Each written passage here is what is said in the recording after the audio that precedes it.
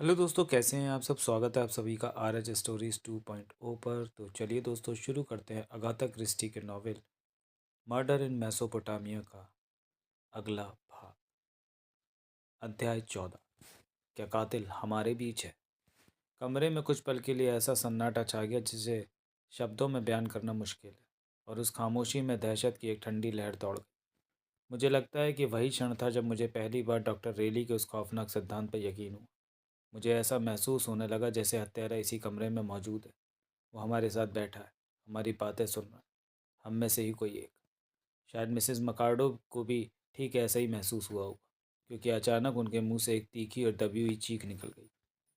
मैं खुद को रोक नहीं पा रही हूँ, वे सिसकते हुए बोली। ये सब बहुत भयानक है। हिम्मत रखो मैरी, उनके पति ने उनका हाथ थामते हुए कहा। फिर उन्होंने हम सबकी ओर क्षमा याचना भरी नज़रों से देखा और बोले, ये बहुत संवेदनशील है, ये चीज़ों को बहुत गहराई से महसूस करती है। मैं लुइस को बहुत पसंद करती थी। मिसेस मकार्डो सिसकते हुए अपनी बात दोहराती रही। मुझे नहीं पता कि मेरे मन में उपजे संदेह के भाव मेरे चेहरे पर आए या नहीं, लेकिन अचानक मैंने पाया कि मिस्टर पायरो की बारखी नज़र मुझ पर टिकी थी। उनके होठों पर एक हल्की सी, लगभग ना दिखने वाली मुस्कान खेल रही थी। मैंने उन्हें अपनी ठंडी और सख्त निगाहों से देखा, जिसके बाद उन्होंने तुरंत अपनी पूछताछ का रुख मोड़ दिया। मैडम, मुझे बताइए, पायरो ने मिसेस मकार्डो से कहा, आपने कल की दोपहर कैसे बिताई। मिसेस मकार्डो से मिसेस मकार्डो ने सुबकते हुए जवाब दिया, मैं अपने कमरे में बाल धो रही थी। ये सोचकर ही रूह कांप जाती है कि जब वह सब हो रहा था मुझे पता ही नहीं था। मैं तो बस अपने काम में खुश और व्यस्त थी। क्या आप पूरे समय अपने कमरे में ही थी। पायरो ने सवाल किया। हाँ। और आपने एक बार भी कमरा नहीं छोड़ा। नहीं। मुझे तब तक कुछ पता नहीं चला जब तक मैंने कार के आने की आवाज़ नहीं सुनी। फिर मैं बाहर आई और मुझे पता चला कि ओह, वो सब कितना खौफनाक था। क्या लुइस की मौत से आपको आश्चर्य हुआ। पायरो ने अचानक एक चुपता हुआ सवाल किया। मिसेस मकार्डो ने रोना बंद कर दिया और उनकी आंखों में गुस्सा भरा है। मिस्टर पायरो, आपका क्या मतलब है। क्या आप ये इशारा कर रहे हैं कि।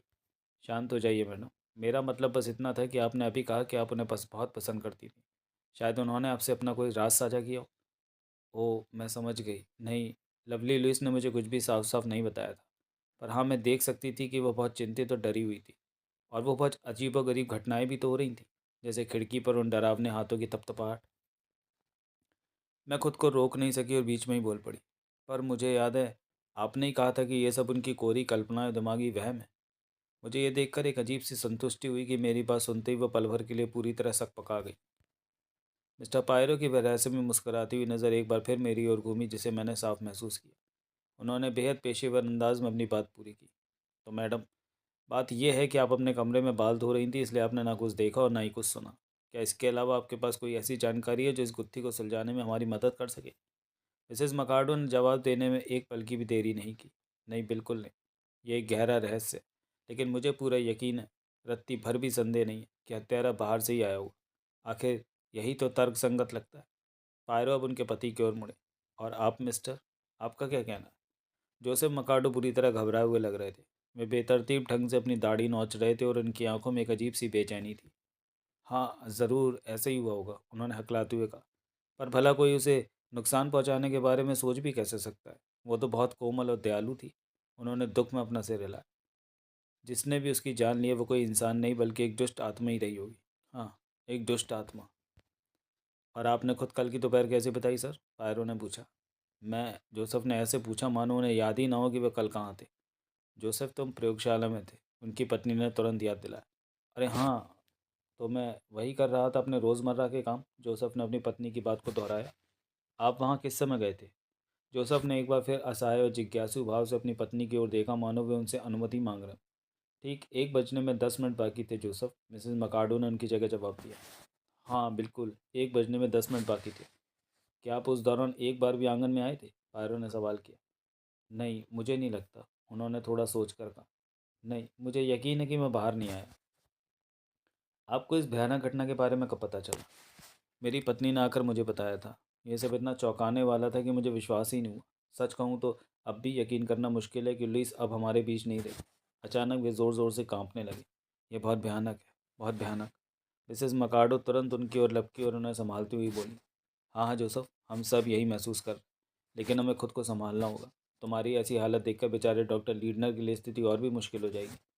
मैंने देखा कि डॉक्टर लीटनर के चेहरे पर दर्द की एक लहर दौड़ गई। मिसेस मकार्डो का ये ड्रामा उनके जख्मों पर नमक छिड़कने जैसा था।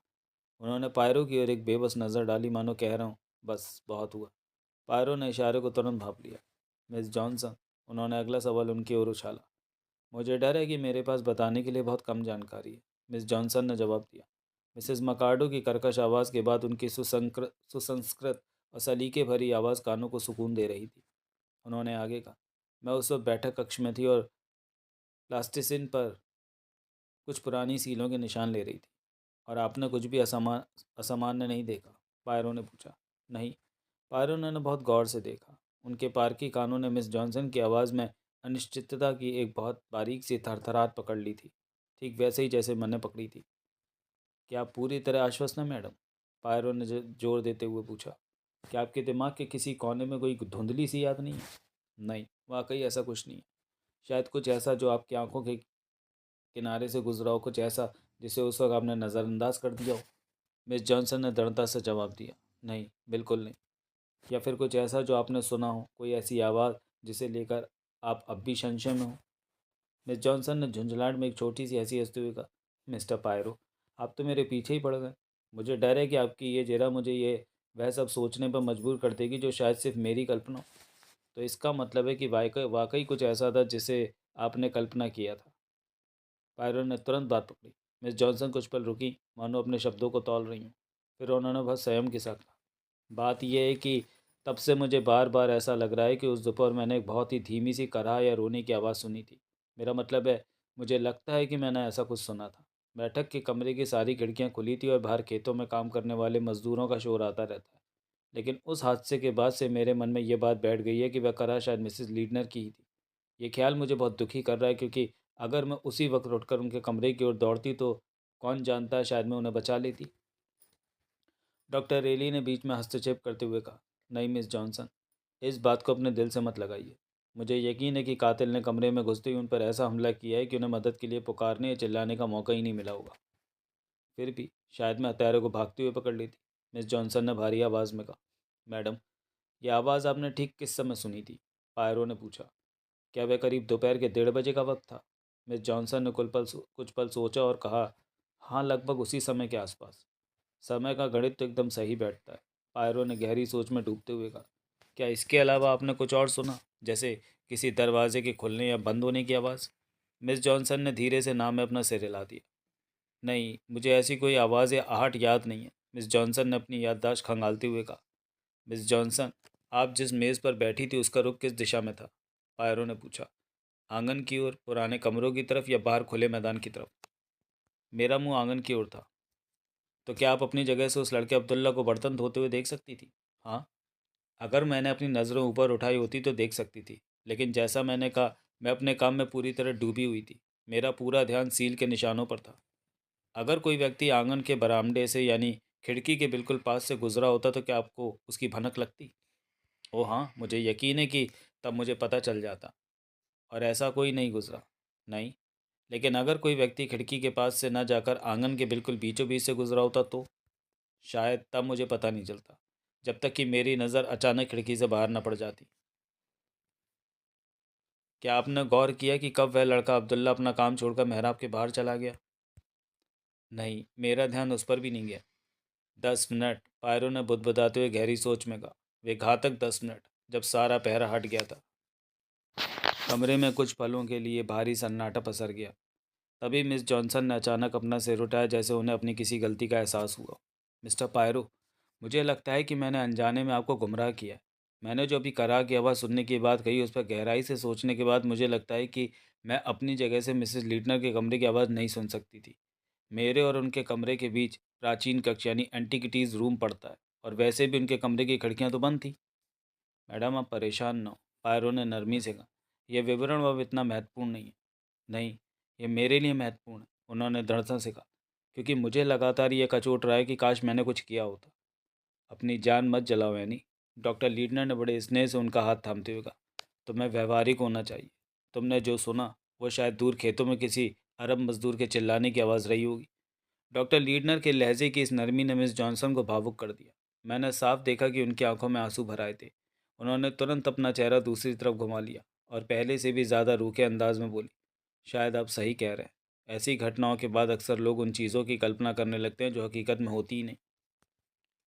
पायरो ने एक बार फिर अपनी नोटबुक के पन्ने पलटे और कमरे के अगले सदस्य की ओर देखा। मुझे लगता है अब आगे बढ़ना चाहिए, मिस्टर कैरी। रिचर्ड कैरी ने अपनी गर्दन घुमाई। वे हमेशा की तरह बेहद शांत, नीरस और लगभग मशीनी अंदाज में बोलने के लिए तैयार थे। रिचर्ड कैरी ने अपनी उसी नीरस और मशीनी आवाज़ में बात शुरू की। मुझे खेद है कि मैं कोई उपयोगी जानकारी नहीं दे सकता। कल दोपहर में खुदाई स्थल पर अपनी ड्यूटी पर तैनात था। मुझे इस दुखद घटना की खबर वहीं मिली। और क्या आपको हत्या से ठीक पहले के दिनों में घटी कोई भी ऐसी बात याद है जो मददगार साबित हो सके? पायरो ने पूछा। कुछ भी नहीं, कैरी का संक्षिप्त और सपाट जवाब था। पायरो की नज़रें अब अगले शख्स पर टिकी। Mister Coleman. कोलमैन ने थोड़े अफसोस के भरे लहजे में कहा, सर मैं तो इस पूरी घटना के वक्त मौके पर था ही नहीं। मैं कल सुबह मज़दूरों की तनख्वाह के पैसे लेने हंसनी गया था। जब मैं वापस लौटा तब एमॉट ने मुझे सब कुछ बताया और मैं तुरंत पुलिस और डॉक्टर रैली को लेने के लिए गाड़ी लेकर वापस भाग पड़ा। और उससे पहले ये हालात थोड़े तनावपूर्ण ज़रूर थे, पर यह तो आप जानते ही हैं। वह एंटी का रूम वाली रहस्यमय रोशनी और उससे पहले खिड़की पर उन अजनबी चेहरों और हाथों का दिखना, आपको याद है ना डॉक्टर? उन्होंने डॉक्टर लीडनर की ओर सहमति के लिए देखा, जिन्होंने भारी मन से सिर झुका दिया। मुझे पक्का यकीन है कोई भारी शिकारी चुपके से अंदर घुस आया होगा। ज़रूर कोई बहुत ही शातिर भिखारी या चोर रहा होगा। अरे एक दो मिनट तक बिना कुछ बोले कॉलमैन को देखते रहे। आप अंग्रेज़ हैं मिस्टर कॉलमैन? उन्होंने आखिरकार पूछा। जी हाँ सर, 100% ब्रिटिश उत्पाद। मेरा ट्रेडमार्क देख लीजिए, असली होने की पूरी गारंटी है। कॉलमैन ने अपनी चिर परिचित मजाकिया शैली में कहा। क्या ये आपका पहला सीज़न है?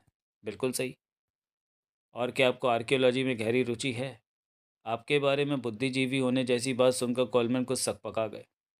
उनका चेहरा लाल हो गया और उन्होंने डॉक्टर लीडनर की ओर ऐसे देखा जैसे कोई स्कूली बच्चा पकड़े जाने पर अपने मास्टर जी को देखता। बेशक, ये सब काफ़ी दिलचस्प है, वे हकलाते हुए बोले। मेरा मतलब है मैं कोई बहुत बड़ा विद्वान तो नहीं हूँ, पर उन्होंने अपनी बात अधूरी छोड़ दी। पायरो ने उन्हें और ज़्यादा परेशान नहीं किया। वे चुपचाप अपनी पेंसिल के सिरे से मेज़ को थपथपाने लगे और अपने सामने रखी स्याही की दवात इतनी बारीकी से सीधा करने लगे मानो दुनिया का सबसे ज़रूरी काम वही हो। अंततः उन्होंने कहा, ऐसा लगता है फ़िलहाल हम तथ्यों के इससे ज़्यादा करीब नहीं पहुंच सकते। अगर आप में से किसी को बाद में कुछ भी याद आए आए तो बेझिझक मुझसे बात करें। अब मुझे लगता है कि मेरे लिए डॉक्टर लीडनर डॉक्टर डॉक्टर रैली से अकेले में कुछ चर्चा करना बेहतर होगा। ये सभा समाप्त होने का संकेत था। हम सब अपनी कुर्सियों से उठे और दरवाजे की ओर बढ़ने लगे। लेकिन जैसे ही मैं कमरे से आधा बाहर निकली थी, एक आवाज़ ने मुझे ठिठकने पर मजबूर कर दिया। मिस्टर पायरो ने कहा, शायद नर्स लेथरन यहाँ रुककर हमारी मदद करना चाहेंगी। मुझे लगता है कि उनकी सहायता हमारे लिए बहुत मूल्यवान साबित होगी। हैरान होकर मैं वापस आई और अपनी जगह पर बैठ गई। कमरे में अब सिर्फ हम चार लोग थे। अध्याय 15। पायरो का सुझाव। जैसे ही कमरे से आखिरी शख्स बाहर निकला, डॉक्टर रैली अपनी सीट से उठे और बड़ी सावधानी से दरवाज़ा बंद कर दिया। फिर पायरो की ओर एक अर्थपूर्ण नज़र डालते हुए उन्होंने आंगन की ओर खुलने वाली खिड़की भी बंद कर दी। बाकी खिड़कियां पहले से ही बंद थी। अब हम चारों एक बंद और सुरक्षित कमरे में थे। ठीक है, पायरो ने अपनी कुर्सी पर सहज होते हुए कहा। अब हम एकांत में, कोई हमें सुन नहीं रहा है, कोई हमें परेशान नहीं करेगा। अब हम खुलकर बात कर सकते हैं। हमने अभियान दल के सभी सदस्यों की बातें सुन ली हैं, लेकिन हाँ सिस्टर, आपके क्या विचार हैं? उनकी बात सुनते ही मेरा चेहरा शर्म से लाल हो गया। इसमें कोई शक नहीं था कि उस अजीब से दिखने वाले छोटे आदमी की नज़रें बाज से भी ज़्यादा तेज़ थी। उन्होंने मेरे मन की बात ताड़ ली थी। शायद मेरे चेहरे ने वह सब जाहिर कर दिया था जिसे मैं छिपाना चाहती थी। अरे कुछ नहीं, मैं तो बस, मैंने हिचकिचाते हुए बात टालनी चाहिए। चलो भी नर्स, डॉक्टर रेली ने मेरा उत्साह बढ़ाते हुए कहा। इस विशेषज्ञ को इंतज़ार मत कराओ। तब मैंने जल्दी से अपनी बात कह दी। ये कोई बड़ी बात नहीं है। बस मेरे मन में ये ख्याल आया कि अगर किसी को कुछ पता भी हो या किसी पर शक हो, तो उसे सबके सामने और खासकर डॉक्टर लीडनर की मौजूदगी में जाहिर करना आसान नहीं होगा। मुझे सुखद आश्चर्य हुआ जब एम पायरो ने पूरी सहमति में अपना सिर हिलाया। बिल्कुल सही। आपने एकदम सटीक बात कही है। लेकिन मैं आपको समझाता हूँ। अभी जो ये छोटी सी सभा हुई थी उसका एक खास मकसद था। जैसे इंग्लैंड में घुड़दौड़ से पहले घोड़ों की परेड होती है ना, उन्हें दर्शकों के सामने लाया जाता है ताकि हर कोई उनका मूल्यांकन कर सके। मेरी इस सभा का उद्देश्य भी वही था। खेल की भाषा में कहूँ तो मैं बस संभावित खिलाड़ियों पर एक सरसरी नज़र डाल रहा था। यह सुनकर डॉक्टर लीडनर तड़प उठे। वे उग्र स्वर में चिल्लाए, मुझे एक पल के लिए भी ये यकीन नहीं है कि मेरे अभियान दल का कोई भी सदस्य इस खौफनाक अपराध में शामिल हो सकता है। फिर अचानक मेरी ओर मुड़कर उन्होंने थोड़े अधिकार भरे पर विनम्र स्वर में कहा, नर्स, अगर आप एम पायरो को अभी इसी वक्त वह सब बता दें जो 2 दिन पहले मेरी पत्नी और आपके बीच बातचीत हुई थी, तो मैं आपको बहुत आभारी रहूँगा। डॉक्टर लीडनर की प्रेरणा पाकर मैं तुरंत मिसेज लीडनर के साथ हुई उस पूरी बातचीत को सुनाने में जुट गई।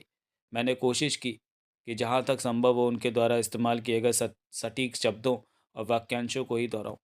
जब मेरी बात समाप्त हुई तो एम्पायरों ने सराहना भरे लहजे में कहा, बहुत बढ़िया, आपका दिमाग बहुत साफ सुथरा और व्यवस्थित है। नर्स, आप यहाँ मेरे लिए बहुत उपयोगी साबित होने वाली है। फिर वे डॉक्टर लीडनर की ओर मुड़े। क्या वे पत्र आपके पास हैं? जी हाँ, ये मेरे पास ही हैं। मुझे लगा कि आप सबसे पहले इन्हीं को देखना चाहेंगे। डॉक्टर लीडनर ने पत्र उनकी ओर बढ़ा दिए। पायरो ने उन पत्रों को लिया और बड़ी बारीकी से पढ़ने लगे। मुझे थोड़ी निराशा हुई कि उन्होंने उन पर कोई पाउडर नहीं छिड़का या माइक्रोस्कोप से उनकी जांच नहीं की। पर फिर मुझे एहसास हुआ कि वे काफ़ी उम्र दराज थे और शायद उनके तरीके आधुनिक वैज्ञानिक जासूसों जैसे नहीं थे। उन्होंने उन्हें बिल्कुल वैसे ही पढ़ा जैसे कोई आम आदमी पत्र पढ़ता है। पत्र पढ़ने के बाद उन्होंने उन्हें मेज़ पर रख दिया और अपना गला साफ करते हुए बोले, अब चलिए तथ्यों को थोड़ा व्यवस्थित कर लेते हैं। आपकी पत्नी को पहला पत्र अमेरिका में आपसे शादी के कुछ ही समय बाद मिला था। बीच में कुछ और पत्र भी आए थे जिन्हें उन्होंने नष्ट कर दिया। फिर उस दूसरे पत्र के आने के ठीक बाद आप दोनों कोयला गैस के जहर से बाल बाल बचे। इसके बाद आप विदेश चले गए और करीब 2 साल तक शांति रही। पर इस साल पिछले 3 हफ्तों के भीतर ये पत्र फिर से आने लगे। क्या मैं सही हूँ? बिल्कुल सही, डॉक्टर लीडनर ने पुष्टि की। आपकी पत्नी बुरी तरह घबराई हुई थी और डॉक्टर रेली की सलाह पर आपने नर्स लेथरन को यह नियुक्त किया ताकि वे उनकी देखभाल कर सके और उनके डर को कम कर सके। जी हाँ। इस दौरान कुछ अजीब घटनाएं भी घटी। खिड़की पर डरावने हाथ, एक प्रेत जैसा चेहरा, खाली कमरे से आती रहस्यमयी आवाज़ें। क्या इनमें से कोई भी चीज़ आपने खुद अपनी आंखों से देखी? नहीं, डॉक्टर लीडनर ने स्वीकार किया। यानी मिसेस लीडनर के अलावा किसी और ने यह सब नहीं देखा? फादर लेविग्नी उस उस रात कमरे में एक रहस्यमयी रोशनी देखी थी। डॉक्टर लीडनर ने याद दिलाया। हाँ, वो बात मैं भूला नहीं, पायरो ने बुदबुदाते हुए कहा। वे 1-2 मिनट तक गहरी खामोशी में डूबे रहे, फिर अचानक नया सवाल आया। क्या आपकी पत्नी ने कोई वसीयत यानी विल बनाई थी? मुझे नहीं लगता, डॉक्टर लीडनर ने कहा। उन्हें इसकी कोई ज़रूरत महसूस नहीं हुई। क्या वे एक धनी महिला नहीं थी? थी, पर केवल अपने जीवन काल तक। उनके पिता ने उनके लिए एक बड़ी रकम ट्रस्ट में छोड़ी थी। वे उस मूलधन को खर्च नहीं कर सकती थीं। उनकी मृत्यु के बाद वह पैसा उनके बच्चों को मिलना था, और क्योंकि उनके कोई बच्चे नहीं थे तो अब वह सारी रकम पिट्स टाउन संग्रहालय यानी म्यूजियम को चली जाएगी। पायरो ने कुछ सोचते हुए अपनी उंगलियों से मेज़ को थपथपाना शुरू किया। तो फिर पायरो ने अपनी बात आगे बढ़ाई। मुझे लगता है हम इस मामले से एक बड़े मकसद यानी पैसा को पूरी तरह हटा सकते हैं। आप तो जानते ही हैं कि मैं सबसे पहले यही देखता हूँ कि मृतक की मौत से आखिर फ़ायदा कैसे हुआ। इस मामले में वह लाभार्थी एक संग्रहालय है। अगर ऐसा ना होता और मिसेज लीडनर की संपत्ति बहुत विशाल होती, तो ये एक दिलचस्प सवाल होता कि पैसा किसे मिला, आपको या उनके पूर्व पति को। लेकिन इसमें मुश्किल ये होती कि पूर्व पति को दावा करने के लिए फिर से जीवित होना पड़ता, और तब उन्हें गिरफ्तार होने का जोखिम उठाना पड़ता। खैर, इन अटकलों की ज़रूरत नहीं है। पायरो ने मेज़ पर अपनी उंगलियों से एक लय बनाई। जैसा कि मैंने कहा, मैं पहले पैसे का सवाल सुलझाता हूँ। उसके बाद अगले कदम के तौर पर मैं हमेशा मृतक के जीवन साथी पर शक करता हूँ। डॉक्टर लीडनर चौंक गए, पर पायरो ने तुरंत स्पष्ट किया। लेकिन आपके मामले में पहली बात तो ये साबित हो चुकी है कि कल दोपहर आप अपनी पत्नी के कमरे के आसपास भी नहीं थे। दूसरी बात, उनकी मृत्यु से आपको आर्थिक लाभ के बजाय नुकसान हुआ है। और तीसरी बात, वे रुक गए। जी, डॉक्टर लीडनर ने पूछा। तीसरी बात ये, पायरो ने बहुत धीमे और गंभीर स्वर में कहा, कि मैं सच्ची निष्ठा को पहचानना चाहता हूँ। डॉक्टर लीडनर, मेरा मानना है कि आपकी पत्नी के प्रति आपका प्रेम ही आपके जीवन का सबसे बड़ा और एकमात्र जुनून था। क्या मैं सही हूँ? डॉक्टर लीडनर ने बहुत ही सरल और भारी आवाज़ में उत्तर दिया, हाँ। पायरो ने सम्मानपूर्वक सिर हिलाया और कहा, इसलिए अब हम आगे बढ़ सकते हैं। ठीक है, ठीक है, तो फिर अब शुरू कीजिए, डॉक्टर रेली ने थोड़ी अधीरता के साथ कहा। पायरो ने उन्हें एक तिरस्कार भरी नज़रों से देखा, मानो कोई उस्ताद अपने उतावले शिष्य को देख रहा हो। मेरे मित्र, जल्दबाजी मत कीजिए। ऐसे मामलों में हर चीज़ को व्यवस्थित और क्रमबद्ध तरीके से ही करना चाहिए। यही मेरा नियम है। अब हम एक बहुत ही महत्वपूर्ण बिंदु पर पहुंच रहे हैं। यह अत्यंत आवश्यक है कि जैसा आपने कहा था, अब सब कुछ साफ साफ सामने आए, कुछ भी छिपाया ना जाए। बिल्कुल सही, डॉक्टर रैली ने सहमति जताई। इसलिए पायरो ने डॉक्टर लीडनर की आंखों में झांकते हुए कहा, मैं पूरी सच्चाई की मांग करता हूँ। डॉक्टर लीडनर ने गहरी हैरानी से उनकी ओर देखा। मैं आपको आश्वस्त करता हूँ मिस्टर पायरो कि मैंने आपसे कुछ भी नहीं छिपाया।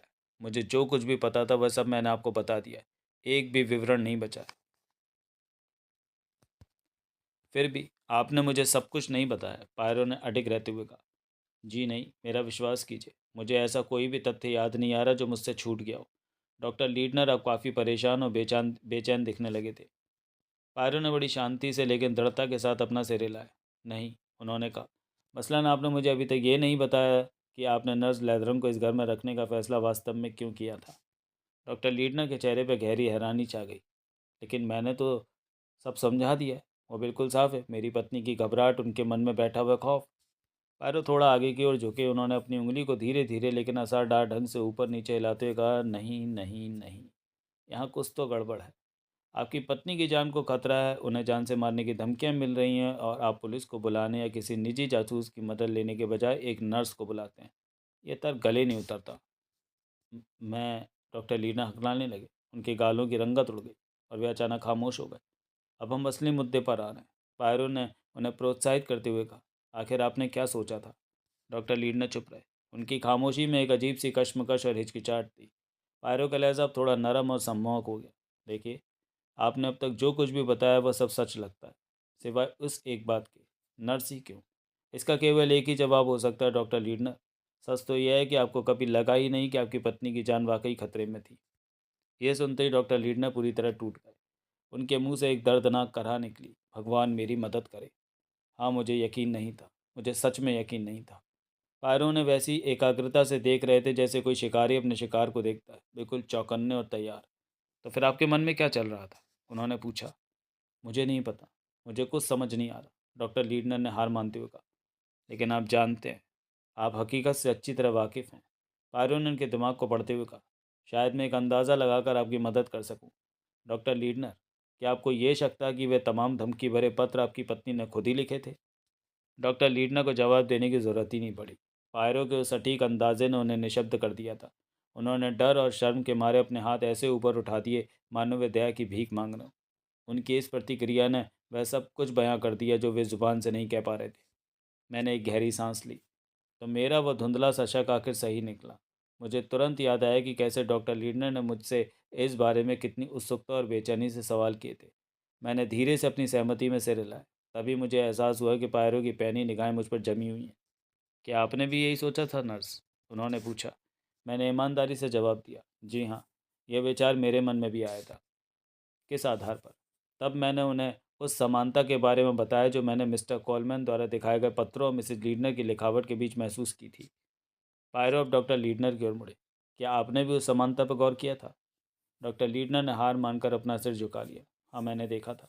हालांकि इन गुमनाम पत्रों की लिखावट बहुत छोटी और तंग थी। लुइस की अपनी सहज और खुली लिखावट जैसी नहीं, लेकिन कई अक्षर बिल्कुल एक ही ढंग से बनाए गए थे। मैं आपको दिखाता हूँ। उन्होंने अपनी जेब से कुछ कागजात निकाले और अपनी पत्नी द्वारा उन्हें लिखे गए एक पत्र का हिस्सा पायरो को थमा दिया। पायरो ने बड़ी सावधानी से उस पत्र की तुलना उन धमकी भरे पत्रों से की। हाँ, पायरो ने धीमी लेकिन गंभीर आवाज़ में कहा, समानताएं तो साफ है। मसलन अक्षर एस को बनाने का वह अनोखा तरीका और एक विशिष्ट ई। देखिए, मैं लिखावट को कोई बहुत बड़ा विशेषज्ञ नहीं हूँ, और सच कहूँ तो मुझे आज तक ऐसे दो विशेषज्ञ नहीं मिले जो किसी एक बात पर सहमत हो। लेकिन इतना तो तय है कि समानता बहुत स्पष्ट है। पहली नज़र में यही लगता है कि ये सभी पत्र एक ही हाथ से लिखे गए। लेकिन हमें हर संभावना को खुला रखना होगा। वे अपनी कुर्सी पर पीछे की ओर झुककर उंगलियों को आपस में जोड़ते हुए बोले, हमारे सामने अब तीन मुख्य संभावनाएं। पहली, लिखावट की यह समानता महज एक इत्तेफाक या संयोग है। दूसरी, ये तमाम धमकी भरे पत्र मिसेस लीडनर ने खुद किसी रहस्यमय वजह से लिखे थे।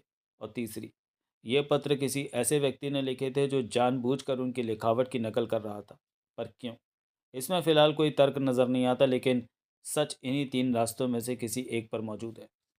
पायरो एक दो मिनट तक गहरी सोच में डूबे रहे। फिर डॉक्टर लीडनर की ओर मुड़कर अपने चिर परिचित चुस्त अंदाज में पूछा, डॉक्टर लीडनर, जब पहली बार आपके मन में यह ख्याल आया कि मिसेस लीडनर खुद इन पत्रों की लेखिका हो सकती हैं, तो आपने इसकी क्या वजह सोची थी। डॉक्टर लीडनर ने धीरे से सिर हिलाया। सच कहूँ तो मैंने उस विचार को जितनी जल्दी हो सके अपने दिमाग से निकाल फेंकने की कोशिश की। मुझे वह कल्पना ही बहुत डरावनी लगी थी। क्या आपने इसका कोई तार्किक कारण खोजने की कोशिश नहीं की। खैर, वे हिचकिचाती हुई बोले, मुझे लगा कि शायद अतीत की उन कड़वी यादों और लगातार चिंता ने लुइस के मानसिक संतुलन पर थोड़ा असर डाला। मुझे लगा कि शायद वे अनजाने में ही खुद को यह पत्र लिख रही हूँ। क्या ऐसा संभव नहीं है डॉक्टर? उन्होंने डॉक्टर रैली की ओर उम्मीद से देखा। डॉक्टर रैली ने अपने होठ से कोड़ते हुए संक्षिप्त जवाब दिया। मानव मस्तिष्क किसी भी अजीब हरकत को अंजाम देने में सक्षम है। डॉक्टर रेली ने पायरो की ओर एक तेज नज़र डाली और मानो उस इशारे को समझते हुए पायरो ने उस विषय को वहीं छोड़ दिया। उन्होंने गंभीरता से कहा, यह पत्र निश्चित रूप से एक दिलचस्प पहलू है, लेकिन हमें पूरे मामले पर व्यापक नज़र डालनी होगी। मेरी राय में इस गुत्थी के 3 संभावित समाधान हो सकते हैं। 3? डॉक्टर लीडर ने हैरानी से पूछा। हाँ, पहला समाधान, जो सबसे सीधा है। आपकी पत्नी का पहला पति अभी भी जिंदा है। वह पहले उन्हें धमकियां देता है, फिर उन्हें हकीकत में बदल देता है। मगर अगर हम इसे सच माने तो हमारी चुनौती बस ये पता लगाना है कि वह सबकी नज़रों से बचकर अंदर कैसे आया और कत्ल करके बाहर कैसे निकल गया। दूसरा समाधान, मिसेज लीडनर ने अपने निजी मानसिक कारणों से खुद को ये पत्र लिखे।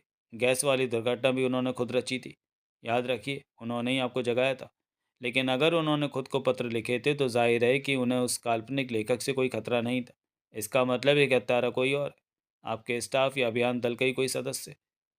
उसने किसी निजी रंजिश की वजह से लुइस की हत्या की और उसे पता था कि शक की सुई उन पत्रों वाले अजनबी पर ही जाएगी।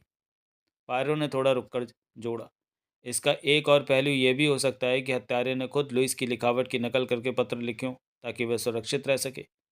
तीसरा समाधान, जो मेरे विचार से सबसे रोमांचक और पेचीदा है, मेरा सुझाव है कि यह पत्र असली है और उन्हें लिखने वाला यानी मिसेस लीडनर का पहला पति या उनका छोटा भाई कहीं बाहर नहीं बल्कि इसी वक्त आपके अभियान दल के सदस्यों के बीच ही छिपा बैठा है। अध्याय 16, संदिग्धों की सूची। डॉक्टर लीडनर झटके से अपनी कुर्सी से खड़े हो गए। उनका चेहरा गुस्से और हैरानी से तमतमा रहा था। असंभव, ये बिल्कुल नामुमकिन है। आपका ये विचार न केवल बेतुका है बल्कि अपमानजनक भी है। मिस्टर पायरो ने बिना विचलित हुए उन्हें बड़ी शांति से देखा पर एक शब्द भी नहीं कहा। क्या आपके कहने का मतलब ये है, डॉक्टर लीडनर ने तर्क दिया, कि मेरी पत्नी का पूर्व पति मेरे ही दल में शामिल है और वो उसे पहचान तक नहीं पाई? बिल्कुल, पायरो ने शांत लहजे में जवाब दिया। तथ्यों पर गौर कीजिए। लगभग 20 साल पहले आपकी पत्नी उस आदमी के साथ महज कुछ महीनों के लिए रही थी। क्या आपको लगता है कि इतने लंबे अंतराल के बाद वो उसे पहचान पाएंगी? समय के साथ चेहरा बदल जाता है, शरीर की बनावट बदल जाती है। आवाज़ शायद उतनी ना बदले लेकिन एक शातिर आदमी उसे भी नियंत्रित कर सकता है। और सबसे बड़ी बात, वह उसे अपने घर में अपने साथियों के बीच नहीं ढूंढ रही थी, वह उसे कहीं बाहर एक अजनबी के रूप में देख रही थी। नहीं, मुझे नहीं लगता कि पहचान पाना इतना आसान होता। पायरो थोड़ा और आगे झुके और एक दूसरी संभावना भी है। छोटा भाई, वह बच्चा जो अपने बड़े भाई के लिए समर्पित था, वो अब एक जवान आदमी बन चुका होगा। क्या आप 30 साल के एक युवक में उस 10-12 साल के बच्चे की झलक ढूंढ पाएंगे? विलियम बॉस्नर की संभावना को नकारा नहीं जा सकता। याद रखिए, उसकी नज़रों में उसका भाई गद्दार नहीं बल्कि अपने देश जर्मनी के लिए जान देने वाला शहीद था। उसकी नज़र में मिसेस लीडनर ही वह राक्षस थी जिसने उसके प्यारे भाई को मौत के मुंह में ढकेला। एक बच्चे के कोमल मन पर पड़ा ऐसा प्रभाव वयस्क होने तक एक खतरनाक जुनून बन सकता है। डॉक्टर रेली ने सहमति जताते हुए कहा, बिल्कुल सही। यह सोचना गलत है कि बच्चे सब भूल जाते हैं। बचपन के संस्कार और विचार अक्सर इंसान का जीवन भर पीछा नहीं छोड़ते। ठीक है, पायरो ने आगे कहा, तो हमारे पास दो संदिग्ध किरदार हैं। फेडरिक बॉसनर, जिसकी उम्र अब 50 के आसपास होगी, और विलियम बॉसनर, जो करीब 30 का होगा। अब इन्हीं दो पैमानों पर आपके कर्मचारियों की जांच करते हैं। यह सब किसी भयानक दुस्वप्न जैसा है, डॉक्टर लीडनर ने भारी आवाज़ में कहा। मेरे अपने लोग, मेरे अभियान दल के सदस्य, और इसलिए वे संदेह से परे माने जाते हैं। पायरो ने रूखेपन से कटाक्ष किया। यही तो अपराधी के लिए सबसे सुरक्षित ढाल है।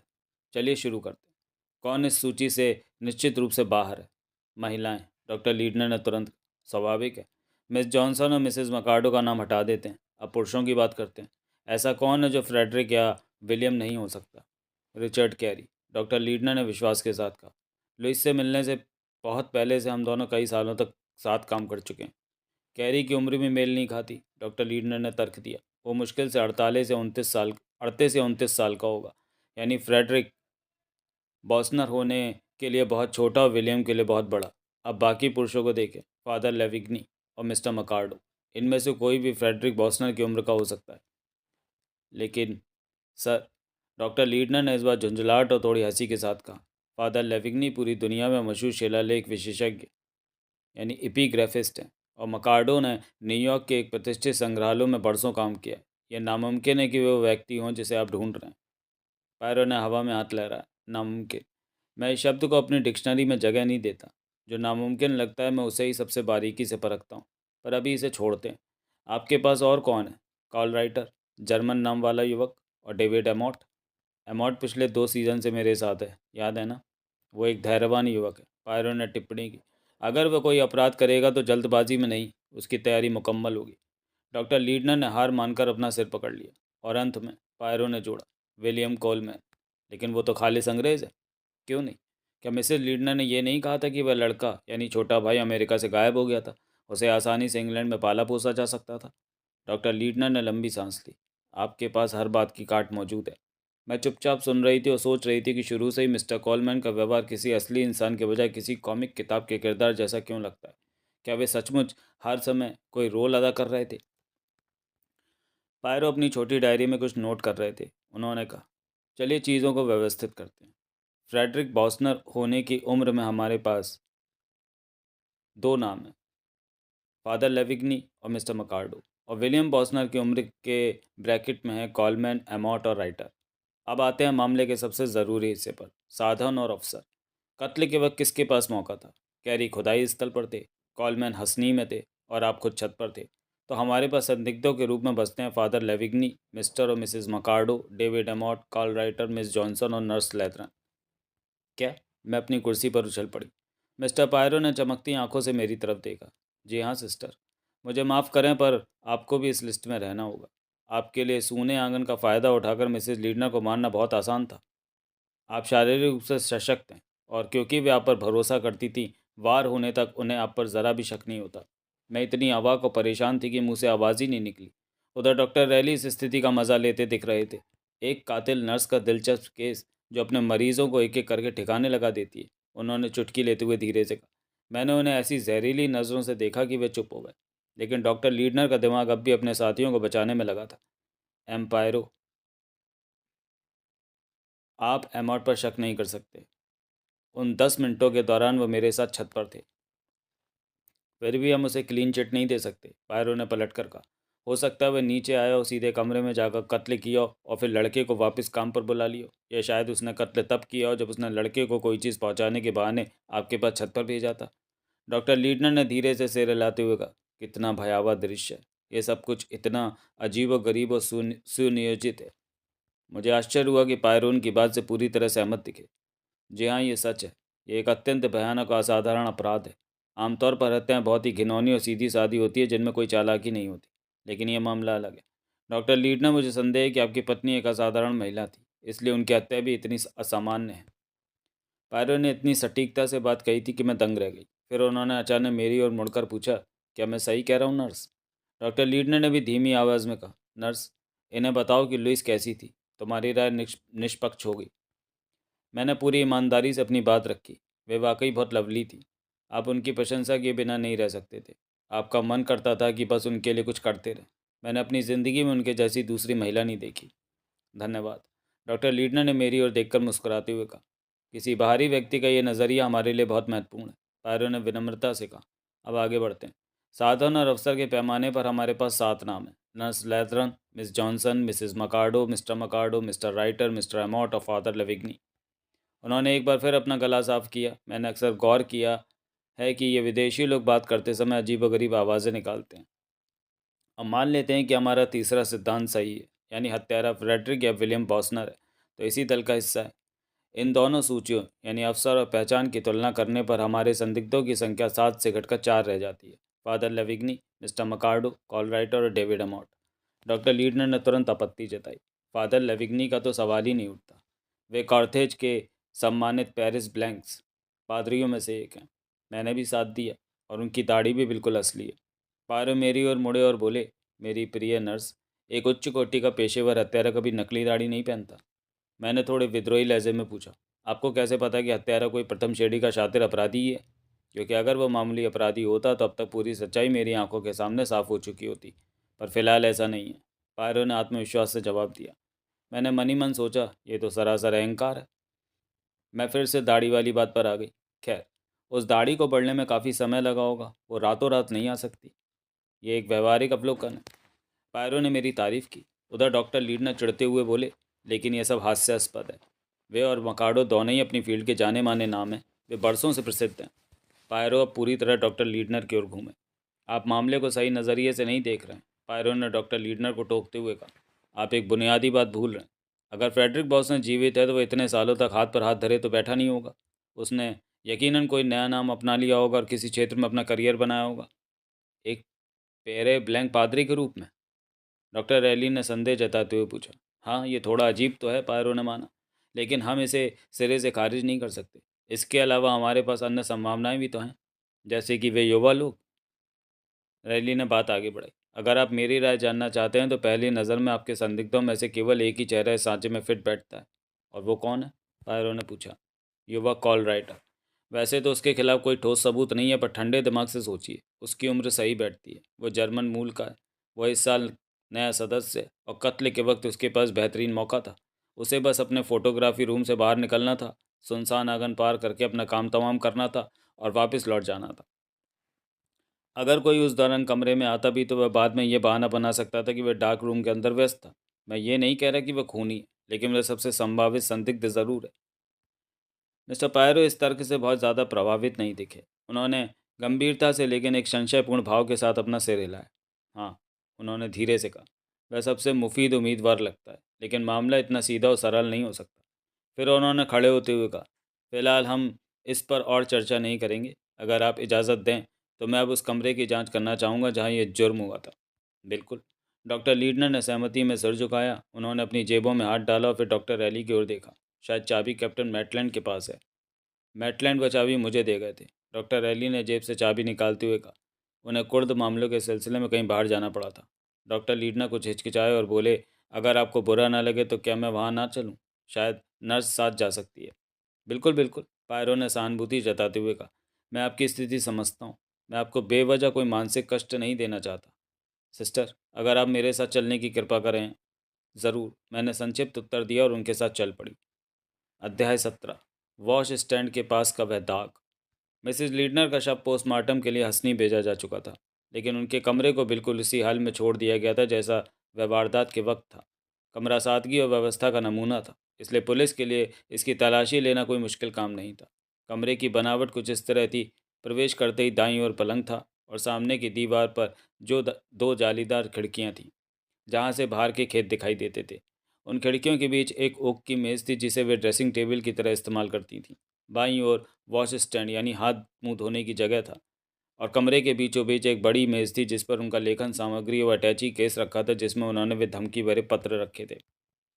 कमरे में भारी सामान या बड़े पर्दे नहीं थे, यानी ऐसी कोई जगह नहीं थी जहाँ कोई छिप सके। फर्श पर कुछ कालीन बिछे थे जिनमें से सबसे अच्छी क्वालिटी का कालीन पलंग और मेज़ के बीच बिछा था। इस सादगी भरे कमरे में विलासिता के नाम पर बस 3 बेहद मुलायम पंखों वाले तकिए थे, जो पूरे कैम्प में से वो उनके पास ही थे। डॉक्टर रैली ने संक्षिप्त शब्दों में बताया कि शव कहाँ मिला था। बिस्तर के ठीक बगल वाले कालीन पर। अपनी बात को बेहतर ढंग से समझाने के लिए उन्होंने मेरी मदद मांगी। नर्स, अगर आपत्ति ना हो तो। उन्होंने इशारा किया। मैं कोई कमज़ोर दिल की महिला नहीं हूँ। मैं तुरंत ज़मीन पर लेट गई और खुद को ठीक उसी मुद्रा में व्यवस्थित कर लिया जिसमें मैंने मिसेज लीडनर को पहली बार देखा था। डॉक्टर ने पायरो को बताया। जब लीडनर यहाँ पहुँचे तो उन्होंने शव का सिर अपनी गोद में उठा लिया था, लेकिन पूछताछ से साफ है कि उन्होंने शरीर की मूल स्थिति यानी पोजीशन में कोई बदलाव नहीं किया था। पायरो ने कमरे का जायज़ा लेते हुए कहा, यह काफ़ी साफ लग रहा है। वो बिस्तर पर आराम कर रही थी, तभी किसी ने दरवाज़ा खोला। उन्होंने ऊपर देखा। वो पैरों पर खड़ी हुई और हमलावर ने उन्हें एक ही ज़ोरदार वार से नीचे गिरा दिया। डॉक्टर ने बात पूरी की। उस प्रहार ने उन्हें बेहोश कर दिया और कुछ ही मिनटों में उनकी मौत हो गई। उन्होंने तकनीकी भाषा में चोट की गहराई समझाई। तो इसका मतलब है कि ज़्यादा खून नहीं बहा होगा? पायरो ने पूछा। नहीं, सारा रक्तस्राव मस्तिष्क के अंदरूनी हिस्से में हुआ। ठीक है, पायरो बुदबुदा। सब कुछ सीधा लग रहा है, सिवाय एक बात के। अगर अंदर आने वाला आदमी कोई अनजान अजनबी था तो उन्होंने तुरंत शोर क्यों नहीं मचाया? अगर वे चीखती तो उनकी आवाज़ आप यानी नर्स, एमॉट या आंगन में काम करने वाला लड़का आसानी से सुन सकते थे। डॉक्टर रैली ने रूखेपन से जवाब दिया। इसका एक ही जवाब है, क्योंकि अंदर आने वाला व्यक्ति उनके लिए अजनबी नहीं था। पायरो ने सहमति में सिर हिलाया। हाँ, मुमकिन है कि वे उसे देखकर चौंक गईं पर डरी नहीं थी, और जब तक उन्हें खतरे का एहसास हुआ तब तक वार हो चुका था। वही चीख, जो मिस जॉनसन ने सुनने का दावा किया है? मैंने पूछा। शायद। अगर उन्होंने सच में कुछ सुना हो, पर मुझे इस पर संदेह है। ये मिट्टी की दीवारें बहुत मोटी हैं और खिड़कियां पूरी तरह बंद थी। इतना कहकर पायरो बिस्तर की ओर बढ़े और झुककर कुछ देखने लगे। क्या तुमने उन्हें वाकई बिस्तर पर लेटा हुआ छोड़ा था? पायरो ने मुझसे पूछा। मैंने उन्हें विस्तार से बताया कि कमरे से बाहर जाने से पहले मैंने क्या क्या किया था। क्या वे सोने का इरादा रख रही थी या कुछ पढ़ने का? मैंने उन्हें दो किताबें दी थी, एक हल्की फुल्की कहानी वाली और दूसरी मेमोर्स का संग्रह, यानी संस्मरणों का। वे आमतौर पर सोने से पहले थोड़ी देर पढ़ा करती थी, फिर शायद झपकी ले लेती थी। और उस वक्त उनकी मानसिक स्थिति कैसी थी? क्या वे बिल्कुल वैसी ही थी जैसी हमेशा रहती थी? मैंने थोड़ा याद करने की कोशिश की। हाँ, वे बिल्कुल सामान्य और खुशमिजाज लग रही थी, बस थोड़ी सी रूखी ज़रूर थी। पर मुझे लगा कि ऐसा इसलिए क्योंकि एक दिन पहले ही उन्होंने मुझ पर भरोसा करके अपने मन के गहरे राज साझा किए थे। अक्सर लोग ऐसी बातचीत के बाद थोड़ा असहज महसूस करने लगते हैं। पायरों की आंखों में एक समझदारी भरी चमक आ गई। अरे हाँ, बिल्कुल। मानवीय स्वभाव की इस बारीक बात को मैं बहुत अच्छी तरह समझता हूँ। उन्होंने कमरे का एक चक्कर लगाया और हर चीज़ को अपनी पारखी नज़रों से देखा। और जब आप हत्या के तुरंत बाद यहाँ आई, तो क्या कमरे का सारा सामान ठीक वैसा ही था जैसा आपने उन्हें छोड़ते वक्त देखा था? मैंने भी गौर से पूरे कमरे का मुआयना किया। हाँ, मुझे ऐसा ही लगता है। कुछ भी अलग या अपनी जगह से हटा हुआ नज़र नहीं आ रहा। जिस हथियार से उन पर वार किया गया था, उसका कोई सुराग या निशान मिला? नहीं, कुछ भी नहीं। पायरों ने डॉक्टर रैली की ओर एक सवालिया नज़रों से देखा, मानो वे किसी ऐसी चीज़ की तलाश में हो जो सादे पत्थर के इस फर्श पर ओझल हो रही थी। डॉक्टर, आपके अनुसार वह हथियार क्या रहा होगा? पायरो ने अपनी गहरी आंखों से डॉक्टर की ओर देखते हुए पूछा। डॉक्टर रैली ने बिना किसी हिचकिचाहट के जवाब दिया। कोई ऐसी चीज़ जो काफ़ी भारी और ठोस हो, लेकिन जिसके किनारे नुकीले ना हो। आप किसी मूर्ति के गोल आधार जैसी चीज़ की कल्पना कर सकते हैं। मेरा मतलब ये नहीं है कि वह निश्चित रूप से कोई मूर्ति ही थी, पर प्रहार उसी प्रकार की वस्तु से किया गया था। व्यवहार अत्यंत घातक और शक्तिशाली था। तो क्या ये किसी पुरुष के हाथों किया गया प्रहार था? पायरो ने सवाल दागा। हाँ, मुमकिन है। डॉक्टर थोड़ा ठिठके। जब तक कि जब तक कि क्या? पायरो की उत्सुकता बढ़ गई। डॉक्टर रैली ने धीमी और गंभीर आवाज़ में कहा, यह भी संभव है कि मिसेस लीडना उस वक्त अपने घुटनों के बल बैठी रही हूँ। ऐसी स्थिति में अगर भारी हथियार से ऊपर से वार किया जाए तो प्रहार करने वाले को बहुत अधिक शारीरिक शक्ति की आवश्यकता नहीं पड़ती। पायरो के चेहरे पर सोच की लकीरें उभर आईं। घुटनों के बल? ये एक दिलचस्प दृष्टिकोण है। यह सिर्फ एक अनुमान है। डॉक्टर ने तुरंत सफाई दी। मेरे पास इसका कोई चिकित्सीय प्रमाण नहीं है। मगर यह मुमकिन तो है, पायरो ने बुदबुदाते हुए कहा। बिल्कुल। और परिस्थितियों को देखते हुए ये अस्वाभाविक भी नहीं लगता। शायद डर के मारे उनकी आवाज़ ही ना निकली और उन्होंने घुटने टेक कर हमलावर से रहम की भीख मांगी हो, ये जानते हुए भी कि अब बहुत देर हो चुकी है और कोई इन्हें बचाने नहीं आएगा। पायरो ने गहरी सोच में डूबते हुए दोहराया। हाँ, ये एक संभावना तो है।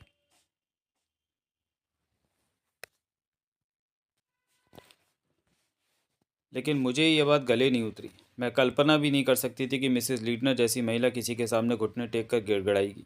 वह व्यक्तित्व भी ऐसा नहीं था।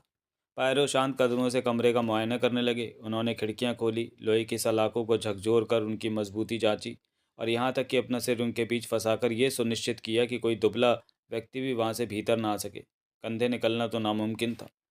जब आपने शव पाया तब ये खिड़कियां बंद थीं। उन्होंने सवाल किया। क्या दोपहर 1:15 भी जब आप उनसे मिलकर निकले तो ये बंदी थी? डॉक्टर ने सिर हिलाया। जी हाँ, दोपहर के वक्त इन्हें बंद रखना यहाँ का नियम था। बैठक या डाइनिंग रूम की तरह यहाँ जालियाँ नहीं लगी थीं, इसलिए मक्खियों से बचने के लिए खिड़कियाँ बंदी रखी जाती थीं। पायरों के दिमाग में तर्क की कड़ियाँ जुड़ने लगी। उन्होंने मनी मन सोचा, खिड़की से आना असंभव है। दीवारें मिट्टी की ठोस ईंटों की हैं, जिनमें न कोई गुप्त द्वार है न कोई रोशनदान। इस कमरे में दाखिल होने का सिर्फ एक ही रास्ता है, वो मुख्य दरवाज़ा। और उस दरवाजे तक पहुंचने का मार्ग भी आंगन और मेहराब से होकर गुजरता है। मेहराब के पास जो 5 लोग मौजूद थे, उन सभी के बयान एक जैसे हैं। वे झूठ नहीं बोल रहे थे, ना ही उन्हें सच छिपाने के लिए खरीदा जा सकता था। इसका मतलब साफ था कि कातिल बाहर से नहीं आया था, वो यहीं मौजूद था। मैं चुपचाप उन्हें देख रही थी। क्या कुछ देर पहले डाइनिंग टेबल पर बैठते समय मुझे भी इसी भयावह सच्चाई का एहसास नहीं हुआ था? पायरो अब धीरे धीरे कमरे में रखी चीज़ों को टटोलने लगे। उन्होंने दराज वाली अलमारी से एक फ़ोटो फ्रेम उठाया जिसमें एक सफ़ेद दाढ़ी वाले बुजुर्ग की तस्वीर थी। पायरो ने मेरी तरफ सवालिया निगाहों से देखा। मैंने तुरंत बताया, वो मिसेज लीडनर के पिता हैं। उन्होंने ही मुझे ये बात बताई थी। पायरो ने तस्वीर वापस रख दी और ड्रेसिंग टेबल पर सजी वस्तुओं को देखने लगा। वहाँ कछुए की खाल से बनी सादगीपूर्ण मगर कीमती चीज़ें रखी थी। फिर उनकी नज़र शेल्फ पर रखी किताबों की कतार पर पड़ी। वे धीरे धीरे उनके शीर्षक पढ़ने लगे। The Greeks, an introduction to relativity, lady Hester Stanhope की जीवनी, murdered on the Q train, back to Methuselah, Linda Condon. वे रुककर मुस्कुराए और बोले, इन किताबों से हमें उनके व्यक्तित्व का पता चलता है। मिसेस लीडना कोई साधारण महिला नहीं थी, वे काफ़ी कुशाग्र बुद्धि वाली इंसान थी। बिल्कुल, मैंने तपाक से कहा। वे बेहद बुद्धिमान और हर विषय की गहरी जानकारी रखने वाली महिला थी। उनका व्यक्तित्व बहुत प्रभावशाली था। पारो ने मेरी ओर देखते हुए धीमे से कहा, हाँ, इस बात का अंदाज़ा मुझे पहले ही हो चुका है। वे आगे बढ़े और वॉच स्टैंड के पास जाकर रुक गए, जहाँ सौंदर्य प्रसाधनों और क्रीम की बोतलों की एक लंबी कतार लगी थी। फिर अचानक उन्होंने सबको चौंका दिया। वे फर्श पर घुटनों के बल बैठ गए और कालीन के रेशों का बेहद बारीकी से निरीक्षण करने लगे। डॉक्टर रैली और मैं कौतूहलवश तुरंत उनके सामने जा पहुंचे। पायरो कालीन पर बने एक बहुत ही छोटे गहरे भूरे रंग के धब्बे को एकटक देख रहे थे। वह निशान भूरे रंग के कालीन पर लगभग ओझल सा था, लेकिन जहाँ वह कालीन की सफ़ेद धारी से टकराया था, वहाँ उसकी उपस्थिति साफ झलक रही थी। डॉक्टर, आपका क्या विचार है? पायरो ने पूछा। क्या ये खून हो सकता है? डॉक्टर रैली ने घुटनों के बल झुककर उस निशान का बारीकी से परीक्षण किया। मुमकिन है, उन्होंने कहा। अगर आप चाहें तो मैं इसकी जांच करके पुष्टि कर सकता हूँ। आपकी बड़ी कृपा होगी, पायरो ने संजीदगी से जवाब दिया। इसके बाद पायरो वॉश स्टैंड की ओर मुड़े। वहाँ पानी का जग बेसिन के अंदर होने के बजाय उसके किनारे पर रखा था। बेसन खाली था, लेकिन पास ही ज़मीन पर मिट्टी के तेल का एक पुराना डिब्बा पड़ा था, जिसमें गंदा पानी भरा हुआ था। उन्होंने मेरी ओर मुड़कर सवाल किया, नर्स, क्या आपको याद है जब आप 1:15 बजे मिसेस लीडनर के पास से गई थी, तब ये जग बेसिन के अंदर था या बाहर? मैंने कुछ पल के लिए अपनी याददाश्त पर जोर दिया और फिर कहा, मैं पूरी तरह तो पक्का नहीं कह सकती, लेकिन मुझे लगता है कि ये बेसिन के अंदर ही रखा था। ओह, देखिए, मैंने तुरंत अपनी बात स्पष्ट की। मैं ऐसा इसलिए कह रही हूँ क्योंकि यहाँ आमतौर पर सब कुछ इसी तरह व्यवस्थित होता है। नौकर दोपहर के खाने के बाद इसे ऐसे ही रख देते हैं। अगर जग अपनी सही जगह पर नहीं होता तो शायद मेरा ध्यान उस पर ज़रूर जाता। पायरो ने प्रशंसा भरे अंदाज में सिर हिलाया। बिल्कुल, मैं समझ सकता हूँ। ये आपके अस्पताल के अनुशासन और ट्रेनिंग का असर है। अगर कमरे में कोई चीज़ अपनी जगह पर ना हो तो आप उसे बिना सोचे समझे ठीक कर देती होंगी। लेकिन हत्या के बाद क्या तब भी ये स्थिति ऐसी ही थी? मैंने धीरे से अपना सिर हिलाया। उस समय मैंने इस पर गौर नहीं किया। मेरा पूरा ध्यान इस बात पर था कि कहीं कोई छिपने की जगह तो नहीं है, या फिर कातिल ने हड़बड़ाहट में पीछे कोई सुराग तो नहीं छोड़ दिया। तभी डॉक्टर रैली ने ज़मीन से उठते हुए बोले, ये खूनी है, पर क्या ये वाकई महत्वपूर्ण है? पायरों के माथे पर सोच की लकीरें गहरी हो गई। उन्होंने असमंजस में अपनी भौहें सिकोड़ी और चिढ़ते हुए अपने हाथ फैला दिए, जैसे वे किसी उलझी हुई पहेली का सिरा ढूंढने की कोशिश कर रहे हों। मैं निश्चित रूप से कुछ नहीं कह सकता, पायरों ने उलझन भरे स्वर में कहा। हो सकता है इसका कोई अर्थ ही ना हो, या फिर यह भी संभव है कि हत्यारे के हाथों पर खून लगा और उसने यहाँ आकर उन्हें धोया हो। हाँ, ये मुमकिन, पर मैं बिना ठोस सबूत के किसी नतीजे पर नहीं पहुँचना चाहता। मुमकिन है कि यह दाग महज एक इत्तेफाक हो। डॉक्टर रेली ने संदेह जताते हुए कहा, लेकिन वहाँ खून की मात्रा बहुत कम रही होगी। हाँ, पायरो ने सहमति में सिर हिलाया। ऐसा घाव नहीं था जिससे खून के फव्वारे छूटे, बस हल्का रिसाव हुआ होगा। लेकिन अगर हत्यारे ने करीब जाकर घाव को टटोला होगा तो।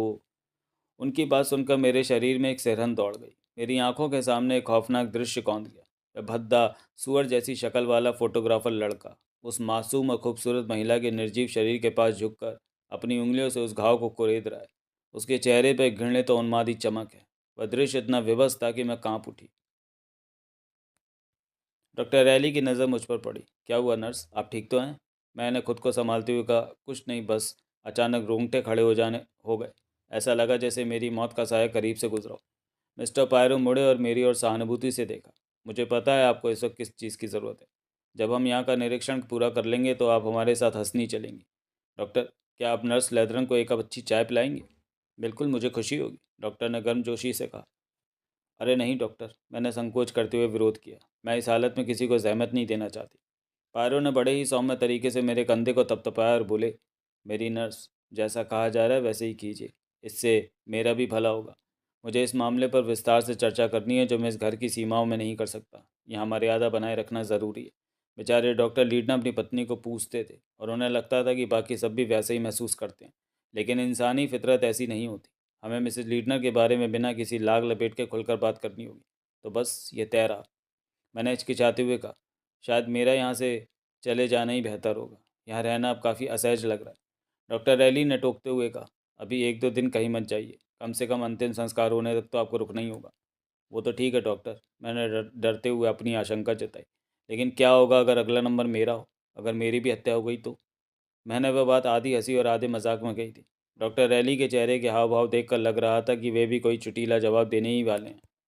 लेकिन अचानक माहौल बदल गया। मिस्टर पायरो, जो अब तक सक्रिय थे, कमरे के बीचों बीच पत्थर की मूर्ति की तरह जड़ हो गए। उन्होंने अपने दोनों हाथ सिर पर रख लिए और गहरी चिंता में डूब गए। आ अगर ऐसा मुमकिन हुआ तो? वे धीरे से बुदबुदाए। ये एक खतरा है। हाँ, एक बहुत बड़ा खतरा। और इसे रोकने के लिए अगर कोई कर भी कह सकता है, सुरक्षा का क्या रास्ता है? मैं उनकी गंभीरता देखकर थोड़ा सकपका गई। अरे मिस्टर पायरो, मैं तो बस मजाक कर रही थी। भला मुझे कौन मारना चाहेगा?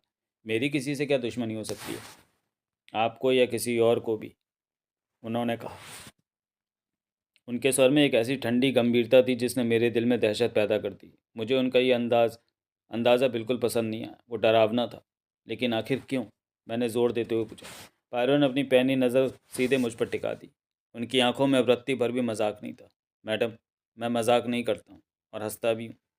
नहीं, मैं मजाक भी करता हूँ और हंसता भी हूँ, उन्होंने अत्यंत गंभीर स्वर में कहा। लेकिन कुछ बातें मजाक के दायरे से बाहर होती हैं। मेरे पेशे ने मुझे ज़िंदगी के कुछ बहुत कड़वे सबक सिखाए हैं, और उन सब में सबसे भयानक और डरावनी बात यह है कि वे एक पल के लिए रुके और फिर बोले, हत्या करना एक आदत है।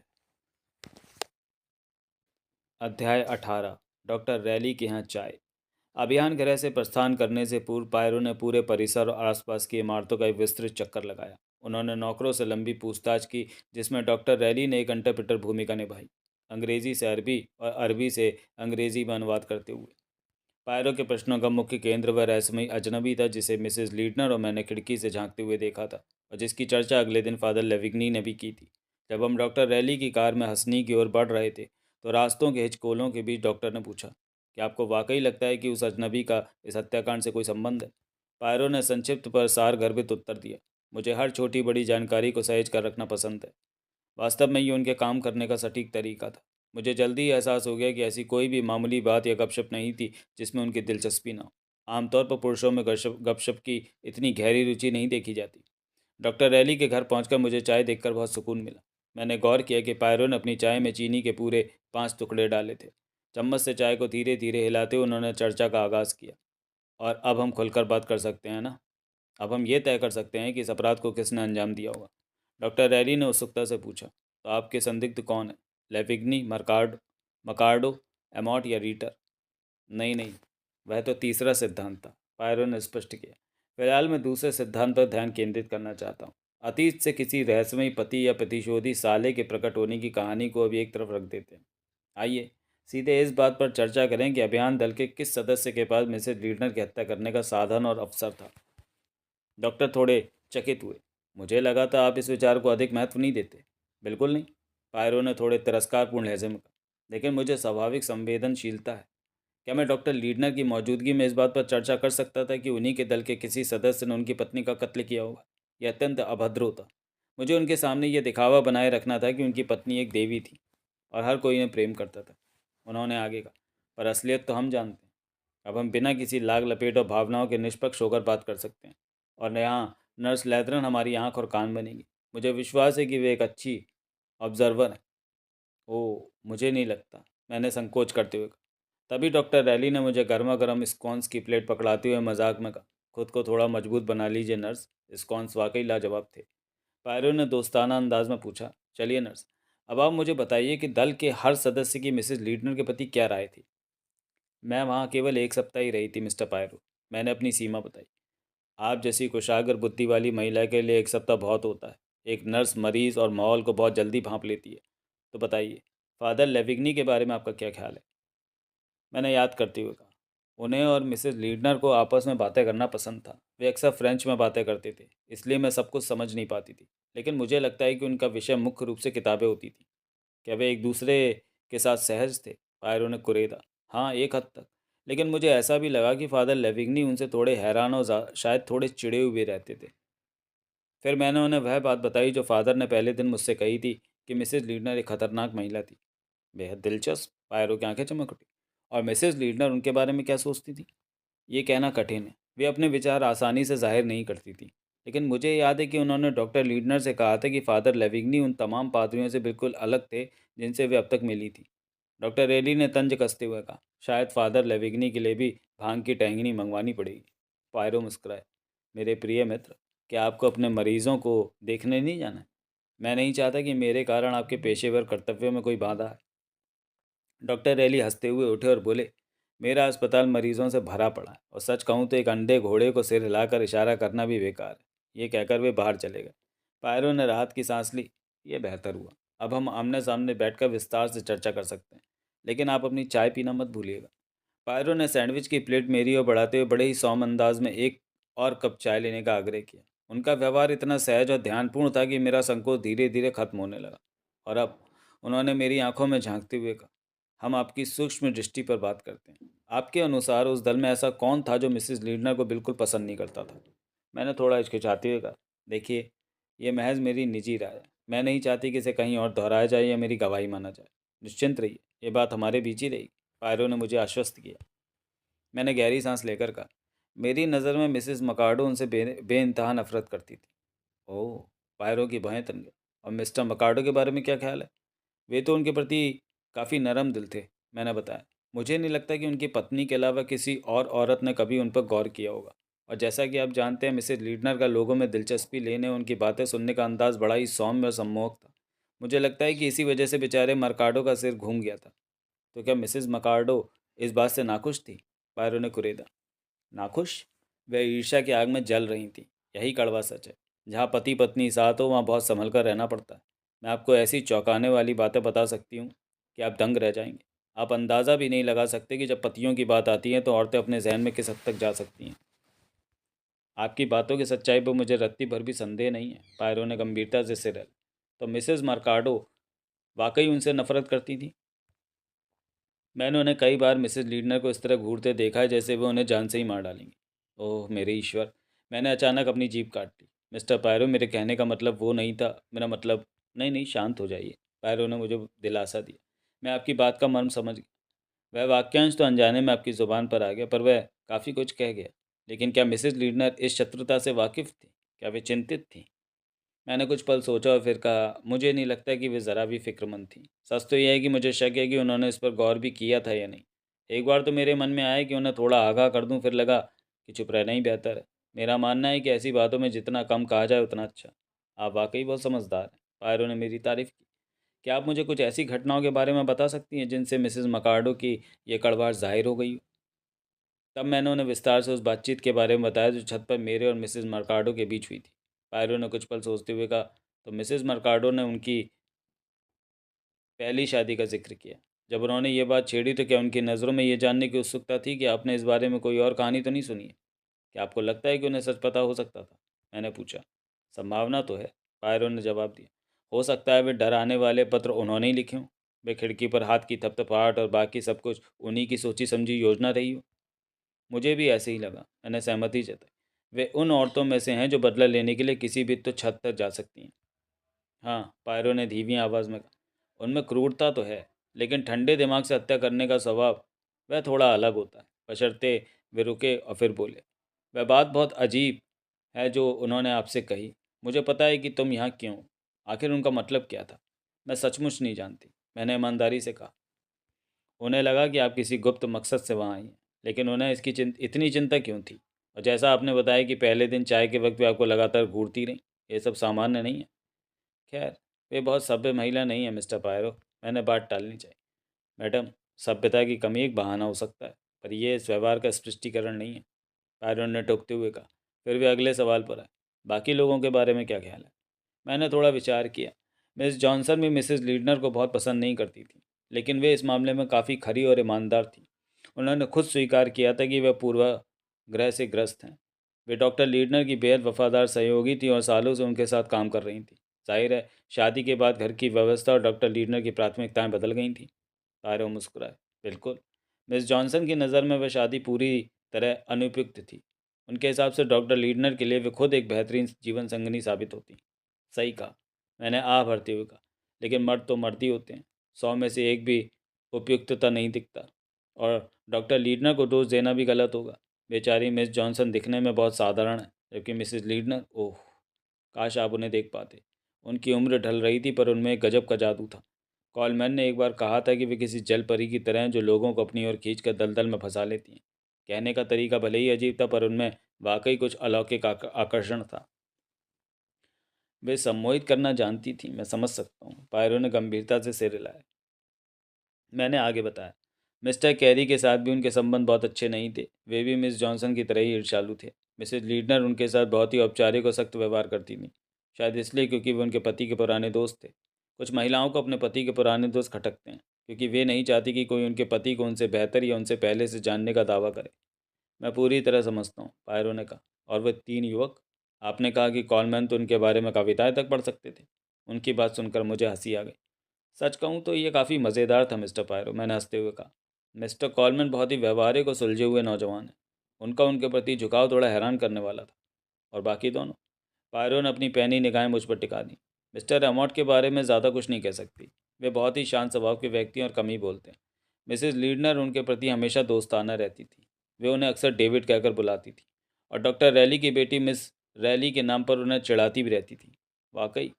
और क्या एमोट को ये मजाक पसंद आता था? मैंने कुछ पल सोचते हुए कहा, पक्के तौर पर कहना मुश्किल है। वे बस अपनी गहरी नज़रों से उन्हें देखते रहते थे। उनका अंदाज इतना अजीब होता था कि यह समझना नामुमकिन था कि उनके मन में क्या चल रहा है। और मिस्टर राइटर के साथ उनका व्यवहार कैसा था? पायरो ने अगला सवाल किया। उनके प्रति वे हमेशा दयालु नहीं थी, मैंने धीरे से जवाब दिया। वे अक्सर राइटर का मजाक उड़ाती थी और उनके साथ काफ़ी व्यंग्यात्मक बातें करती थी। तो क्या राइटर को उनकी बातों का बुरा लगता था? बेचारा लड़का शर्म से लाल हो जाता था। हालांकि मुझे नहीं लगता कि मिसेज लीडना का इरादा उसे दुखी करने का था। बात करते करते अचानक मेरे मन में एक भयावह विचार कौंधा। अभी कुछ पल पहले तक जिस लड़के के लिए मेरे मन में दया थी, क्या पता वो एक निर्मम हत्यारा हो, जो इतने दिनों से मासूमियत का नकाब पहने बैठा हो। मैंने घबरा कर पूछा, ओ मिस्टर पायरो, आपके हिसाब से असल में हुआ क्या था? पायरो ने बहुत ही धीमे और सोच विचार भरे अंदाज में अपना सिर हिलाया। फिर उन्होंने मेरी आंखों में झांकते हुए पूछा, मुझे एक बात बताओ नर्स, क्या तुम्हें आज रात उस घर में वापस जाने से डर नहीं लगता? मैं खुद को मजबूत करते हुए कहा, अरे नहीं, बेशक। मुझे आपकी चेतावनी याद है, पर मुझे भला कौन मारना चाहेगा? मुझे नहीं लगता कि अभी कोई आपको नुकसान पहुंचाएगा, उन्होंने धीमी आवाज़ में कहा। इसलिए मैं आपसे सब कुछ विस्तार से जानना चाहता था। मुझे पूरा यकीन है कि आप फ़िलहाल पूरी तरह सुरक्षित हैं। मैंने अपनी बात शुरू की। अगर बगदाद में रहते हुए किसी ने मुझे बताया होता कि यहाँ ऐसा कुछ होगा तो। और फिर मैं रुक गई। पायरों की उत्सुकता बढ़ गई। क्या यहाँ आने से पहले आपने लीडना परिवार या उस खुदाई बहन के बारे में कोई अफवाह सुनी थी? तब मैंने उन्हें वह सब बताया जो मुझे पता था, मिसेस लीडनर को दिए गए उनके उपनाम के बारे में, और वे तमाम बातें जो मिसेस कैल्सी ने उनके रहस्यमय व्यक्तित्व के बारे में मुझसे कही थी। तभी दरवाज़ा खुला, मिस रैली अंदर दाखिल हुए। वे अभी अभी टेनिस खेल कर लौटी थी। अच्छा। मिस रैली अंदर दाखिल हुई। वे अभी अभी टेनिस खेल कर लौटी थी, उनके हाथ में रैकेट था। मुझे एहसास हुआ कि हंसनी पहुंचने से पहले ही पायरो उनसे मिल चुके थे। उन्होंने हमेशा की तरह अपने बेपरवाह अंदाज में मुझसे पूछा, कैसी हैं आप? और बिना इंतज़ार किए मेज़ से एक सैंडविच उठा लिया। फिर वे पायरो की ओर मुड़ी। तो मिस्टर पायरो, हमारे इलाके के इस ताज़ा रहस्य को सुलझाने में आप कितनी प्रगति कर पाए हैं? पायरो ने नपा-तुला जवाब दिया, इतनी जल्दी नतीजे पर पहुंचना मुमकिन नहीं मैडम। मुझे लगता है कि आपने नर्स को उस बोझिल माहौल से निकालकर अच्छा किया, उन्होंने सैंडविच चबाते हुए कहा। नर्स लैथरम मुझे अभियान दल के सदस्य के बारे में बेहद कीमती जानकारी दे रही हैं, पायरो ने शांत स्वर में कहा। संयोगवश मैंने पीड़िता के बारे में भी बहुत कुछ जाना है, और मैडम, अक्सर पीड़ित का व्यक्तित्व ही रहस्य को सुलझाने की सबसे बड़ी चाबी होता है।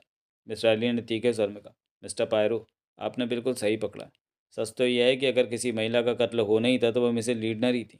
वे इस अंजाम की पूरी हकदार थी। मिस रैली, मैं गुस्से और हैरानी के मारे चिल्ला उठी। मुझे उनके शब्दों की कड़वाहट से धक्का लगा था। वे एक छोटी और अप्रिय हंसी हंसी। मुझे लगा ही था कि नर्स लेथरन आपको पूरी सच्चाई नहीं बता रही होंगी। मुझे डर है कि नर्स बाकी दुनिया की तरह उनकी बातों के जाल में फंस गई थी। क्या आप जानते हैं मिस्टर पायरो, मैं दिल से चाहती हूँ कि यह केस आपकी नाकामयाबियों में एक साबित हो। मैं चाहती हूँ कि लुइस लीडनर का कातिल साफ बच निकले। सच तो यह है कि अगर मुझे मौका मिलता तो मैं खुद उन्हें अपने रास्ते से हटा देती। मुझे उस लड़की की बातों से घोर घृणा महसूस हो रही थी। वे कितनी निर्दयी हो सकती थी।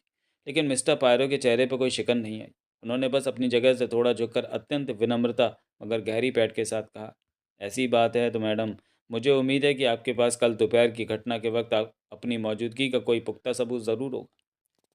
कमरे में एक पल के लिए भारी सन्नाटा छा गया। मिस रैली के हाथ से टेनिस रैकेट छूटकर धड़ाम से ज़मीन पर गिर पड़ा, पर उन्होंने उसे उठाने की कोशिश तक नहीं की।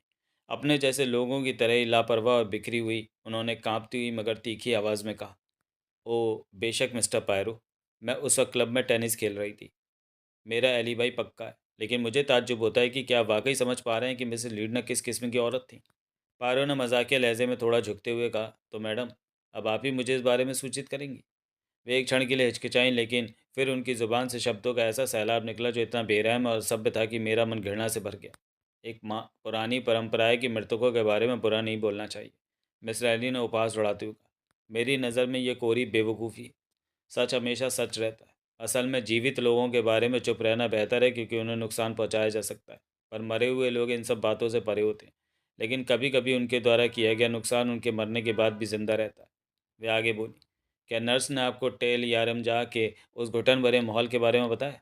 क्या उन्होंने जिक्र किया कि वहाँ हर कोई कितना डरा हुआ था और कैसे वे एक दूसरे को दुश्मनों की तरह घूरते थे? ये सब लुइस लीडनर की कारस्तानी थी। 3 साल पहले जब मैं यहाँ एक बच्ची की तरह आती थी तो वे दुनिया के सबसे खुशमिजाज लोग थे। पिछले साल तक भी सब ठीक था, लेकिन इस साल वहाँ जो मातम और उदासी छाई है उसकी इकलौती वजह वो औरत थी।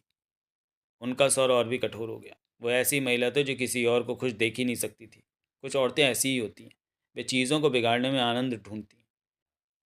शायद अपनी सत्ता का एहसास करने के लिए, या शायद उनकी फितरत ही ऐसी थी। उसे अपने आसपास के हर पुरुष को अपनी उंगलियों पर नचाने और उन्हें वश में करने का जुनून था। मिस रैली, मैं विरोध में चिल्लाई, मुझे नहीं लगता कि यह सच है। वास्तव में मैं जानती हूँ कि आप झूठ बोल रही हैं। लेकिन मिस रैली ने मेरी बात को पूरी तरह अनसुना कर दिया। उनके चेहरे पर छाई नफरत और आंखों की चमक साफ बता रही थी कि वे रुकने वाली नहीं थी। मिस रैली का आक्रोश अब एक बांध की तरह टूट चुका था। उन्होंने आवेश में कहना जारी रखा, सिर्फ अपने पति की वफादारी और प्रेम से उसका मन नहीं भरता था। उसे तो उस लंबे और अनाड़ी मरकाडो को अपने इशारों पर नचाकर बेवकूफ़ बनाने में मज़ा आता था। उसके बाद उसने बिल कैरी को अपने जाल में फंसाया। बिल एक सुलझा हुआ और सीधा इंसान है, लेकिन वो उसे इस कदर उलझा रही थी कि उसे सही गलत का होश न रहे। रही बात कार्ल राइटर की, तो उसे परेशान करना तो उसके लिए महज एक खेल था। वो जानती थी कि कार्ल एक संवेदनशील लड़का है और उसकी भावनाओं से खेलना उसे गुदगुदाता था। यहाँ तक कि उसने डेविड एमॉट को भी नहीं बख्शा। उनका स्वर और भी कड़वा हो गया। डेविड उसके लिए एक चुनौती था, क्योंकि उसने उसका विरोध किया। डेविड उसके आकर्षण को महसूस तो करता था, लेकिन वो उसके करीब नहीं जाना चाहता था। शायद इसलिए क्योंकि उसमें इतनी समझ थी कि वो देख सके कि लुइस को किसी की परवाह नहीं है। और यही कारण है कि मुझे उस औरत से नफरत है। वो कामुक नहीं थी। उसे सच्चे प्रेम प्रसंगों से कोई दिलचस्पी नहीं थी। उसके लिए ये सब महज एक निर्मम मनोवैज्ञानिक प्रयोग थे। लोगों को भड़काना और उन्हें एक दूसरे के खिलाफ खड़ा कर देना उसका शौक था। वह उस किस्म की औरत थी जिसने अपनी पूरी ज़िंदगी में शायद कभी किसी से सीधा झगड़ा न किया, लेकिन जहाँ वह कदम रखती थी वहाँ युद्ध छिड़ जाते थे। वो झगड़े करवाती थी। वो एक महिला इयागो थी। उसे अपने आसपास ड्रामा चाहिए था, लेकिन खुद को पाक साफ रखते हुए। वो पर्दे के पीछे से सब कुछ नियंत्रित करती थी, तमाशा देखती थी और उसका लुत्फ उठाती थी। मिस्टर पायरो, क्या अब आप समझ रहे हैं कि मैं क्या कहना चाह रही हूँ? कमरे में सन्नाटा छा गया। मिस्टर पायरो ने शांत भाव से शीला रैली की ओर देखा और अत्यंत संयम के साथ बोले, मैडम, मुझे शायद आपसे कहीं अधिक जानकारी है। उनकी आवाज़ में ना तो गुस्सा था और ना ही असहमति। उनके स्वर में एक ऐसा गहरा और अनकहा भाव था जिसे मैं चाहकर भी शब्दों में बयान नहीं कर सकती थी। वह आवाज़ डरावनी, हद तक शांत और समझदार थी। शीला रैली शायद उनकी बातों के पीछे छिपे मर्म को तुरंत समझ गई। उनके चेहरे का उग्र भाव अचानक गायब हो गया और उनका चेहरा शर्म और संकोच से गहरा लाल उठा। तुम मेरे बारे में जो चाहो सोच सकते हो, शीला रैली ने अपना रुख खड़ा करते हुए कहा, लेकिन उसके बारे में मेरी बात 16 आने सच है। वो एक बेहद चतुर और ऊब चुकी महिला थी, जो लोगों की भावनाओं के साथ वैसे ही प्रयोग करती थी जैसे वैज्ञानिक रसायनों के साथ करते हैं। उसे, बेचारी मिस जॉनसन की भावनाओं को कुरेदने और उसे तिलमिलाते हुए देखने में एक विक्षिप्त आनंद मिलता था। उसे मिसेस मकार्डो को उकसाकर पागलपन की हद तक ले जाना पसंद था। यहाँ तक कि वह मुझे भी चिढ़ाने से बाज नहीं आती थी, और हर बार इसमें सफल रहती थी। शीला की आंखों में नफरत साफ झलक रही थी। उसे लोगों के राज जानना और फिर उन्हें यह जताकर डराना पसंद था कि वह सब कुछ जानती है। मेरा मतलब किसी भद्दे ब्लैकमेल से नहीं है। वो तो एक कलाकार थी। वह बस लोगों को इस अनिश्चितता में छोड़ देती थी कि वह कब और क्या कर बैठेगी। उसके तरीके इतने सूक्ष्म और परिष्कृत थे कि कोई उन पर उंगली भी नहीं उठा सकता था। और उसके पति के बारे में क्या? पायरोन ने शांत स्वर में पूछा। मिस रैली का सर थोड़ा कम कोमल हुआ। वो उन्हें कभी चोट नहीं पहुंचाना चाहती थी। मैंने उसे हमेशा उनके प्रति मधुर और विनम्र ही देखा। मुझे लगता है कि वो उन्हें पसंद करती थी। डॉक्टर लीडनर एक नेक इंसान है, जो अपनी खुदाई और सिद्धांतों की दुनिया में खोए रहते हैं। वे उसकी पूजा करते थे, उसे देवी मानते थे। शायद कोई और महिला इस बात से घुटन महसूस करती, पर लुइस ने उसका फ़ायदा उठाया। डॉक्टर एक ऐसी दुनिया में रह रहे थे जहाँ लुइस वही थी जो वे उसे समझते थे। यह विरोधाभास समझना थोड़ा कठिन है, पर सच यही था। वह अचानक रुकी और अपनी पैनी नज़रों से मेरी ओर मुड़ी। तुमने रिचर्ड कैरी के बारे में पायरो को क्या बताया? उसने सीधे मुझसे पूछा। Mister carry? मैं हकबका गई। यही कि उनके और मिसेस लीडनर की आपस में पटती नहीं थी और उनके बीच एक अजीब सा तनाव रहता था। मेरी बात सुनते ही शीला रैली ठहाका मारकर हंस पड़ी। पटती नहीं थी? तुम वाकई कितनी भोली हो। रिचर्ड कैरी उसके प्यार में पागल है और यही बात उसे अंदर ही अंदर काट रही है, क्योंकि वह डॉक्टर लीडनर का भी वफादार दोस्त है। वो सालों की दोस्ती और इस नए जुनून के बीच पिस रहा है। लुइस ने जानबूझकर उन दोनों दोस्तों के बीच दरार डालना अपना मकसद बना लिया था, और इन सब के बावजूद वो एक पल के लिए रुकी। उसकी बाहें सिकुड़ी हुई थी, जैसे वह किसी गहरी उधेड़बुन में हो। फिर पायरो ने उसे आगे बोलने के लिए उकसाया। शीला वही खड़ी सोच में डूबी रही, जैसे वो खुद भी इस उलझी हुई कहानी के अंत को समझने की कोशिश कर रही। मुझे तो लगता है इस बार उसने अपनी हदें ही पार कर दी थी, शीला रैली ने आवेश में कहा। वह केवल दूसरों को घाव दे रही थी, बल्कि खुद भी घायल हो रही थी। रिचर्ड कैरी बेहद आकर्षक है। लुइस एक निर्मम शैतान की तरह थी, लेकिन मुझे लगता है कि कैरी के साथ रहने से उसकी वह निर्ममता भी कम हो सकती थी। मैं अब और चुप नहीं रह सकी। मिस रैली, आप जो कह रही हैं वो सरासर शर्मनाक और निराधार है। मैं चिल्लाई। वे दोनों तो मुश्किल से एक दूसरे से सीधे मुंह बात भी नहीं करते थे। ओह, क्या वाकई ऐसा था? वह अचानक मेरी ओर मुड़ी। उसकी आंखों में एक तीखी चमक थी। आपको क्या पता? घर के अंदर तो वे एक दूसरे को औपचारिक तौर पर मिस्टर कैरी और मिसेस लीडना कहकर बुलाते थे, लेकिन वे बाहर छिपकर मिलते थे। जब वह नदी की ओर टहलने निकलती थी तो कैरी एक एक घंटे के लिए खुदाई का काम बीच में ही छोड़कर वहाँ पहुंच जाता था। वे फलों के बगीचों के बीच मिला करते थे।